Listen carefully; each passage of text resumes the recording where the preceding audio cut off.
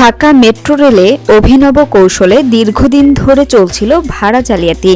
একই স্টেশনে card scan করে ভেতরে প্রবেশ করে অন্য যাত্রীকে সেই কার্ড দিয়ে বিনা ভাড়ায় ভ্রমণের সুযোগ নিচ্ছিল একটি সংঘবদ্ধ চক্র। এই জালিয়াতির কারণে লাখ লাখ টাকা রাজস্ব ক্ষতির মুখে পড়ে মেট্রো রেল কর্তৃপক্ষ। অবশেষে ফাঁদে ফেলতে গিয়ে যাত্রী বান্ধব এই স্টেশনে বিনা ভাড়ায় প্রবেশ ও বাহির সুবিধা বন্ধ করে দিয়েছে Dhaka Mass Transit Company limited.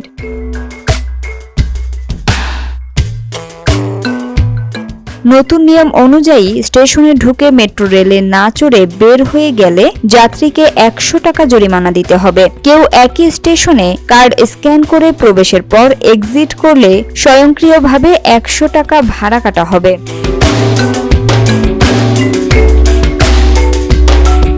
এর আগে যাত্রী ভুলবশত বা জরুরি প্রয়োজনে স্টেশনে ঢুকে ১৫ মিনিটের মধ্যে বেরিয়ে গেলে কোনো ভাড়া দিতে হতো না, কিন্তু চক্রের অপব্যবহারের কারণে সেই সুবিধা বাতিল করা হয়েছে।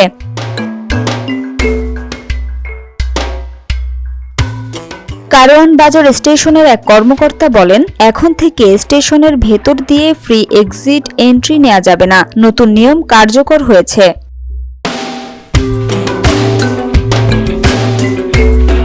ডিএমটিসিএল সূত্রে জানা গেছে, একটি সংঘবদ্ধ চক্র এমআরটি পাস বা র্যাপিড পাস কার্ড ব্যবহার করে ঢুকতেন একজন, বের হতেন আরেকজন, কৌশলে প্রতিদিন বিনা ভাড়ায় যাতায়াত করছিল।